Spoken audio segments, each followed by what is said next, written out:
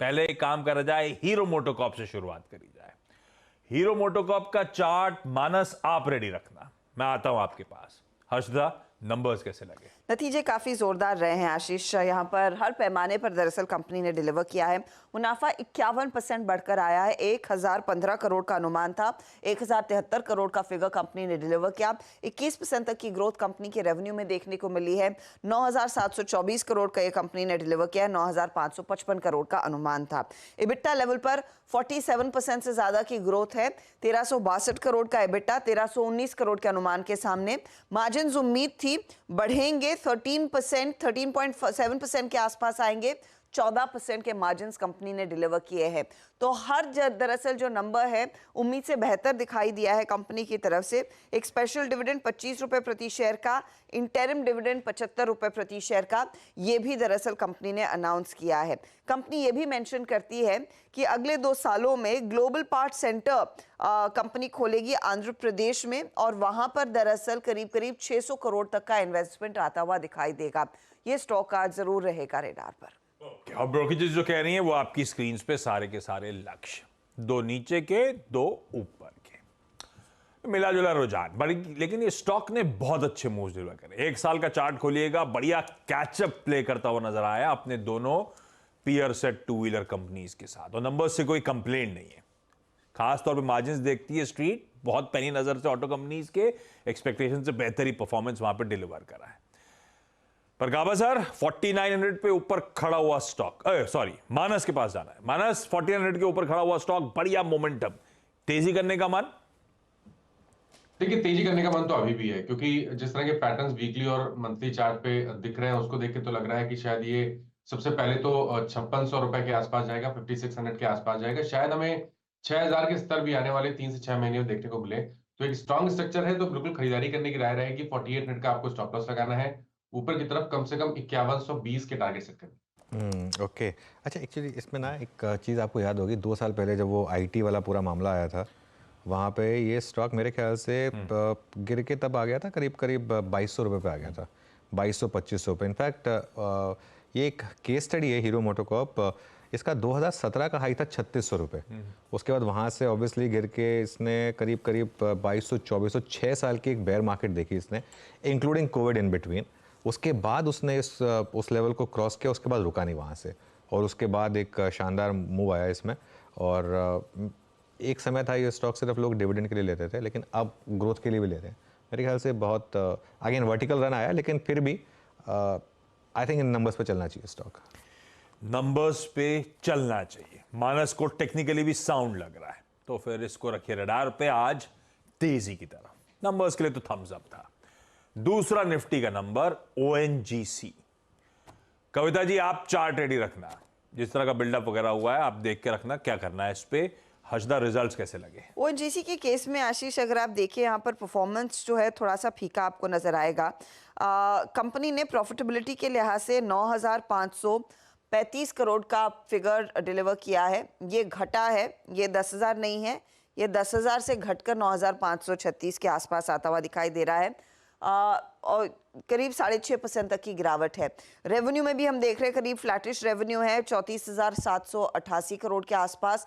Margins कुछ trim होते हुए दिखाई दिए हैं। इबिट्टा आप गौर करेंगे तो करीब 13% घट कर आया है, तो कुछ कुछ दबाव बनता दिखाई दिया है। अब क्रूड प्रोडक्शन इस तिमाही में करीब 3% घटकर आया है। गैस प्रोडक्शन में भी 4% तक की गिरावट दर्ज हुई है, और क्रूड रियलाइजेशंस रफली $82 के आसपास है। इनफैक्ट $81.6 के करीब प्रति बैरल आते हुए दिखाई दिए हैं। नंबर्स थोड़े से फीके, हालांकि सिटी बाय कॉल दे रहा है। स्टॉक पर जो टारगेट है 285 का दिया जा रहा है। हाँ ठीक है, खैर नंबर्स के साथ साथ क्रूड की चाल पे नजर रखनी चाहिए, और $82 के आसपास ब्रेंट का भाव है, तो धीरे धीरे इंचअप ही हो रहा है ब्रेंट। कविता जी, फिर भी ट्रेड के लिहाज से कुछ मन? आशीष जी, चार्ट सेटअप अगर देखें तो नो डाउट ओवरबॉट टेरिटरी में है counter, but in any case अगर आप देखें तो ये अपने 10 EA पे फ्राइडे की ट्रेडिंग सेशन में मुझे लगता है कुछ प्रॉफिट बुकिंग काउंटर में ऑलरेडी आई है। तो जब तक ट्रेंड नेगेटिव नहीं होता है तब तक बाय ऑन डिप्स का ही अप्रोच रखना चाहिए अंटिल काउंटर 245 248 के लेवल्स के ऊपर मेंटेन है। यहाँ पर डिप्स पर बाइंग करने की कोशिश करना चाहिए और अपसाइड टारगेट मुझे लगता है 275 280 की तरफ ये बढ़ता हुआ दिख सकता है। डिप्स में खरीदारी, गिरावट आए तो खरीदने के मौके ढूंढे जा सकते हैं, मन तेजी का ही है। ये हो गया ओएनजीसी, ये हो गया दूसरा निफ्टी का नंबर। अब आइए तीसरा, दिवीज लेबोरेटरीज। हजदा, अच्छा इस पे सचिन आप चार्ट रेडी रखना। दिवीज लैब, हजदा नंबर्स कैसे लगे? दिवीज लैब में क्वार्टरली आप देखिए या फिर ईयर ऑन ईयर देखिए इंप्रूवमेंट है, लेकिन उतना इंप्रूवमेंट नहीं है जितना शायद मार्केट एक्सपेक्ट कर रहा था, तो उससे कुछ निराशा आ सकती है। 17% तक की ग्रोथ आई है मुनाफे में, 350 या फिर 358 करोड़ पर, हालांकि एक्सपेक्टेशन था 444 करोड़ का, तो वहां पर एक मिस है। रेवेन्यू 8.5% बढ़कर आया है, 1855 करोड़, 2060 करोड़ से ऊपर के रेवेन्यू का अनुमान बाजार लगाकर चल रहा था। एबिटा में 19.5% तक की ग्रोथ जरूर है, 489 करोड़ का नंबर है, लेकिन एक्सपेक्टेशन थी 620 करोड़ के आसपास कंपनी एबिटा पोस्ट करेगी। 24% से मार्जिन बढ़कर आए हैं 26.4%, यहां पर इंप्रूवमेंट है, लेकिन मार्केट एक्सपेक्ट कर रहा था ये 30% तक मार्जिन जाते हुए दिखाई देंगे। हालांकि इन नंबर्स के सामने कंपनी का जो कॉन कॉल है उसमें एक चीज अच्छी है कि FY25 में डबल डिजिट ग्रोथ देखने को मिलेगी। उस बात से आप उस बात को इग्नोर नहीं कर सकते। GLP-1 जो एक अपॉर्चुनिटी है वो कंट्रीब्यूट करने लगेगी। दरअसल FY25 ऑनवर्ड्स ये अमीनो एसिड्स ही कंपनी अब तक सप्लाई कर रही है, तो वो प्रोडक्ट बनकर आ जाएगा।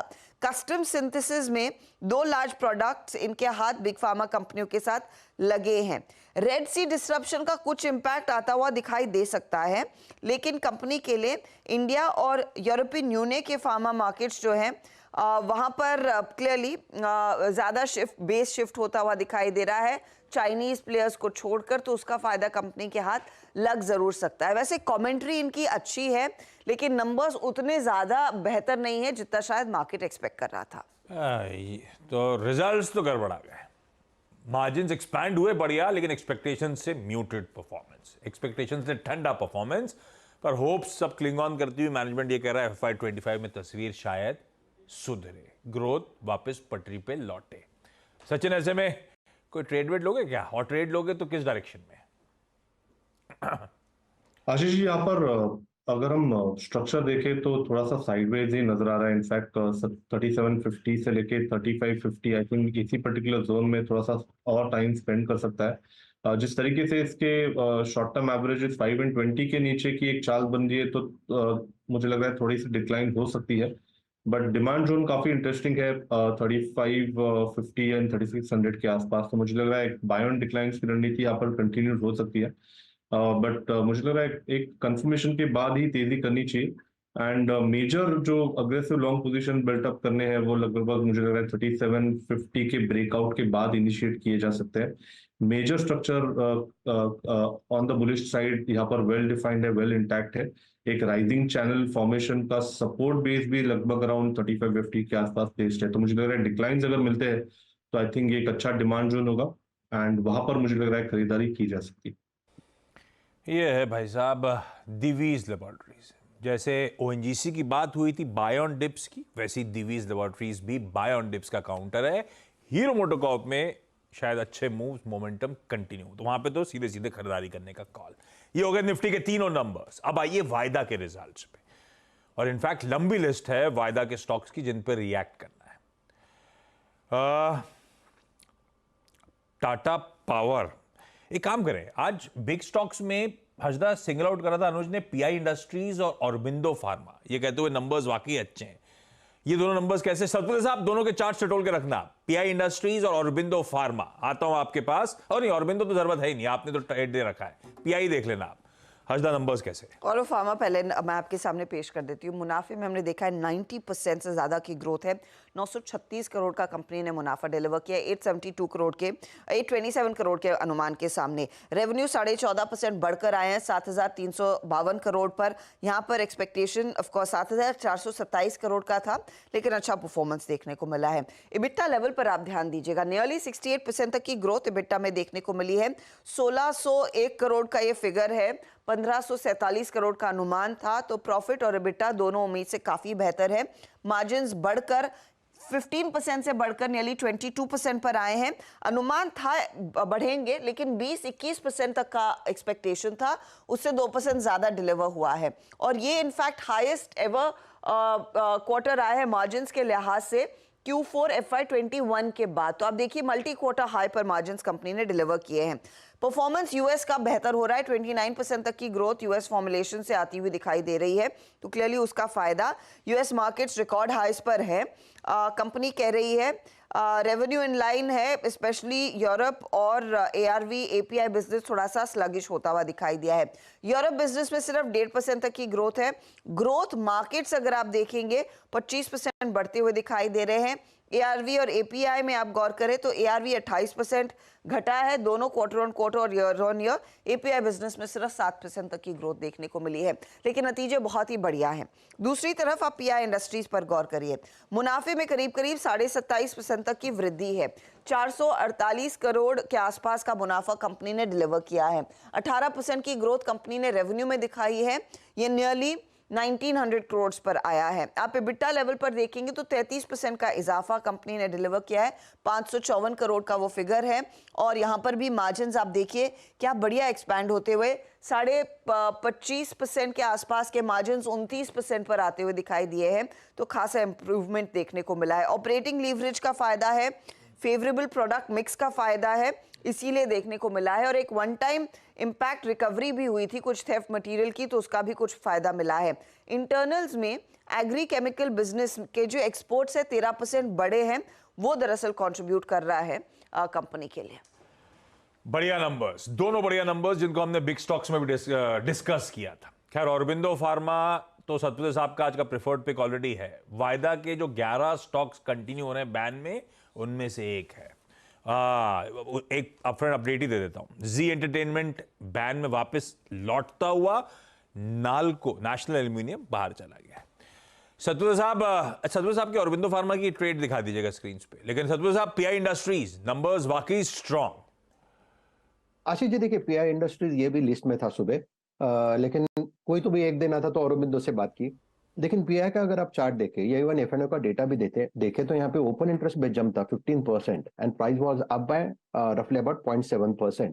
तो यहाँ पे क्लैरिटी मिल रहा था कि यहाँ पे लॉन्ग बिल्टअप हुआ है। रही बात टेक्निकल्स की तो देखिए टेक्निकली 3450 एंड 3480 ये दो इंपॉर्टेंट मूविंग एवरेजेस थे जिसको इसने रिस्पेक्ट किया फ्राइडे के सत्र में। जो इसका 50 DMA था और जो क्लोज हुआ वो 3480 यानी 200 DMA के ऊपर हुआ था, 3495 का क्लोज है। आशीष जी मुझे लगता है कि आज PI इंडस्ट्रीज का ब्रेकआउट होगा 3520 का, जो इसका परसों का हाई था फ्राइडे का।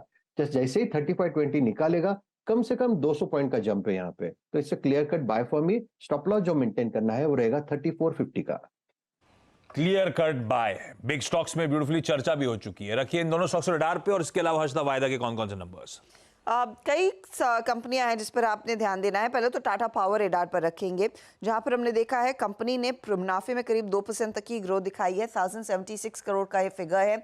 एक्सपेक्टेशन थी नियरली 991 करोड़ की। रेवेन्यू 3.5% बढ़कर आया 14,651 करोड़ के आसपास। EBITDA में 3.5% का इजाफा है। मार्जिन इनके स्टेबल है 16.5% के आसपास, वहां पर चेंज नहीं हुआ है। कंट्रीब्यूशन जो कोल प्रॉफिट्स का है वो धीरे धीरे करके कम हो रहा है वर्सेस कोर बिजनेस। कंपनी ने ये इनफैक्ट एक अपडेट दिया है। 16 EPC बुक जो है वो 15,885 करोड़ पर आ गई है। अच्छे खासे ऑर्डर्स इनको थर्ड क्वार्टर में मिले हैं और ओडिशा डिस्ट्रीब्यूशन प्रॉफिट से करीब 63 करोड़ जुड़ते हुए दिखाई दे रहे हैं। साथ ही MCX यहाँ पर कंपनी ने लॉस पेश किया है। लॉस आया करीब 5 करोड़ का versus a profit of nearly 39 crore. Revenue इस बीच करीब 33% बढ़कर आया है। EBITDA लॉस है इस तिमाही में नियरली 19 से 20 करोड़ का versus EBITDA profit of 32 crore. Contribution to settlement guarantee fund इन्होंने किया है करीब 13 करोड़ का, तो वो भी आपको ध्यान में रखना है। बंधन बैंक भी रेडार पर रहेगा। मुनाफा 732 करोड़ पर आया। एक्सपेक्टेशन 790 करोड़ के आसपास की थी। ब्याज से आय में 21% तक का इजाफा जरूर है। 25 करोड़ के आसपास वो आता हुआ। मार्जिन स्टेडी है 7.2% के आसपास। ग्रॉस NPA थोड़ा सा बेहतर होता हुआ दिखाई दिया, लेकिन यहाँ पर जो एनुअलाइज स्लिपेज का आंकड़ा है वो अभी भी बढ़ा हुआ है। 1320 करोड़ से बढ़कर 1390 करोड़ पर आया। ये ब्रोकरेजेस की राय है बंधन बैंक पर। 3 वायदा बाजार के और नंबर, यानी कि कुल मिलाकर 5 वायदा बाजार के नंबर्स में हमें रिएक्ट करना है। हर्षदा ने ब्यूटीफुली सब आपके सामने रख दिए। टाटा पावर, गाबा सर क्या करोगे? ब्रोकरेज रिपोर्ट तो एक डाउनग्रेड टाइप देखा मैंने आता हुआ, लेकिन आप चार्ट्स पे कैसा प्लेस नजर आता है? टाटा पावर थोड़ा स्ट्रेच है, तो 392 पर ट्रेड कर रहा है। स्ट्रेच है इसलिए अनस्ट्रेचिंग पॉसिबल है। अगर ये 385 ब्रीच हो जाता है तो पॉसिबल है कि 360-70 भी आ सकता है। स्ट्रेच है इसलिए अनस्ट्रेचिंग की जरूरत है। पॉसिबल एक करेक्टिव मोड आ सकता है टाटा पावर में। बंधन बैंक को लेकर कंफ्यूजन है। नंबर्स ठीक दिख रहे थे पर मामला थोड़ा इंटरनल्स डिटोरिएट हो रहे हैं, फिर से वो एनपीएस बढ़ते हुए, तो देखते हैं स्टॉक कैसे रिएक्ट करेगा। उसके बाद एक्सपर्ट से उस पर व्यू ले लेंगे। हर्षदा, लेकिन बाकी कैश मार्केट के नंबर्स कौन कौन से? आशीष, इनफैक्ट कई सारे नतीजे, तो अच्छे नतीजे पहले आपके सामने पेश कर देते हैं। रीसेंट लिस्टिंग होनासा बहुत ही बढ़िया परफॉर्मेंस है। 262 करोड़ % से ज़्यादा का इजाफा मुनाफे में, 26 करोड़ का वो आंकड़ा है। रेवेन्यू 28% बढ़ा है। इबिट्टा में भी अच्छी खासी ग्रोथ है। मार्जिन्स इंप्रूव होते हुए दिखाई दिए हैं। वॉल्यूम ग्रोथ 35% का, और इनके पीयर्स से सबसे बढ़िया परफॉर्मेंस कंपनी ने दिखाया है। एडवांस्ड एंजाइम 42% की ग्रोथ मुनाफे में, 41 करोड़ के आसपास वो फिगर आया है। ये इनफैक्ट चलिए सरकारी कंपनी आ गई तो वो मैं पहले मेंशन कर देती हूँ। यहाँ पर परफॉर्मेंस अच्छा नहीं है। मेधानी की आय में गिरावट है 67% की, मुनाफा सिर्फ 9% बढ़ा है। एसजीवीएन आय और मुनाफे में दोनों में दबाव देखने को मिला है। आईआरएफसी के केस में भी वही हो रहा है, जहां पर आय फ्लैट है, रेवेन्यू मामूली सा, मुनाफे में 8% की ग्रोथ। हुडको का परफॉर्मेंस ज्यादा बेहतर आपको दिखाई देगा। अब दूसरे नंबर्स, वो दूसरा टेबल टैली आपके सामने आएगा। हुनासा मैंने मेंशन कर दिया। एडवांस एंजाइम के केस में आय में ग्रोथ है, मुनाफे में 42% की ग्रोथ। लैंडमार्क का मुनाफे में दबाव है, लेकिन रेवेन्यू और इबिट्टा लेवल पर अच्छा, ऑपरेशनली एक अच्छा क्वार्टर कंपनी के लिए आया है। यही स्थिति इनफैक्ट स्टोव क्राफ्ट के लिए भी है।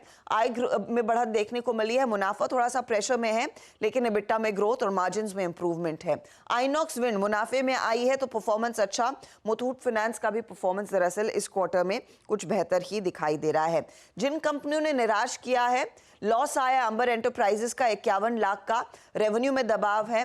सेलो वर्ल्ड के केस में मुनाफे में गिरावट देखने को मिल रही है।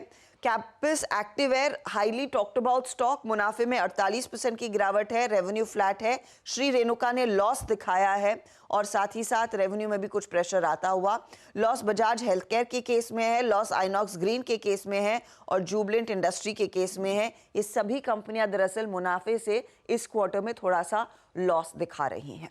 ओके हर्षदा, सारे नंबर्स और खैर आखिरी में काफ़ी बैक बेंचेस आते भी हैं। अच्छा, by the way, Aurobindo pharma की वो जो कॉल चल रही थी उसमें से कमेंट्री काफ़ी पॉजिटिव है, क्योंकि कंपनी एक्सपेक्ट कर रही है कि FY 25 से 26 में ग्रोथ कंटिन्यू करेगी और रेवलिमेड जेनेरिक से और न्यू लॉन्चेस से भी $35 to $40 मिलियन की सेल आएगी। तो वो एक क्लियरली, जो मैं सोच ये था कि कहीं वन ऑफ ना हो। अगेन मैं फिर बोल रहा हूँ, लेकिन क्योंकि बैन में है तो इसके लिए देखना होगा कैसे रिएक्ट करेगा। लेकिन कॉल अभी तक जो मैंने सुना वो पॉजिटिव, मतलब जो मुझे मिला है वो पॉजिटिव आया वहाँ से। Aurobindo pharma conference call underway, 8:30 बजे शुरू होनी थी और उससे ब्यूटीफुल स्निपेट्स भी आपकी स्क्रीन पर आते चले जा रहे हैं। होनासा, मामाअर्थ, बहुत अच्छे नंबर्स हैं भाई।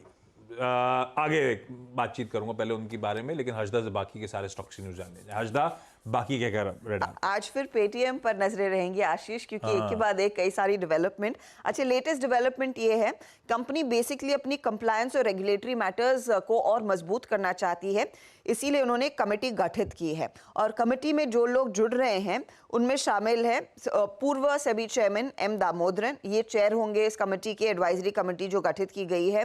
साथ ही साथ यहाँ पर कुछ और जाने माने नाम हैं। R राजरामन, जो फॉर्मर CMD रह चुके हैं आंध्रा बैंक के, और साथ ही MM चितले, जो फॉर्मर ICAI के प्रेसिडेंट रहे हैं।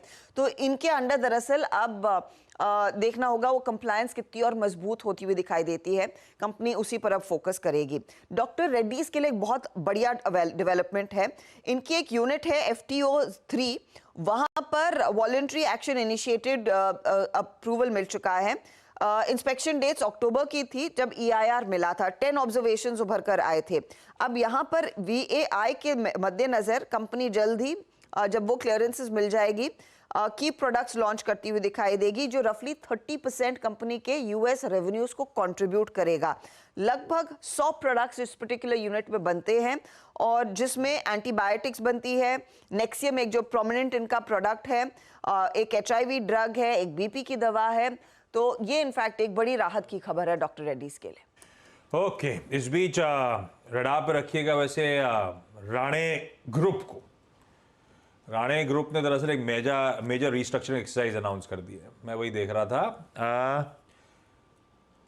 राणे ब्रेक्स और राणे इंजन वॉल्व्स का राणे मद्रास में मर्जर हो रहा है, तो पूरी एंटिटीज रडार पर रहेंगी। जहां तक पेटीएम की बात है, कोई गवर्नमेंट पैनल गठन भी हुआ है कुछ एग्जामिन करने के लिए, इसलिए भी रडार पर रखिएगा। और होटल स्टॉक्स रडार पर रखिएगा। आज दरअसल एक hotel entity APJ Surendra park hotels की लिस्टिंग होनी है, देश की 8वीं सबसे बड़ी होटल चेन। तो बहुत कुछ आज फोकस में रखने के लिए क्विकली ट्रांजिशन कर लिया जाए। मुनाफे की तैयारी पूरी, 10 तक पहला सौदा में। बता दें कि मनी कंट्रोल पर दिए गए विचार एक्सपर्ट्स के अपने निजी विचार होते हैं। वेबसाइट या मैनेजमेंट इसके लिए उत्तरदायी नहीं है। यूजर्स को मनी कंट्रोल की सलाह है कि कोई भी निवेश निर्णय लेने से पहले सर्टिफाइड एक्सपर्ट की सलाह लें।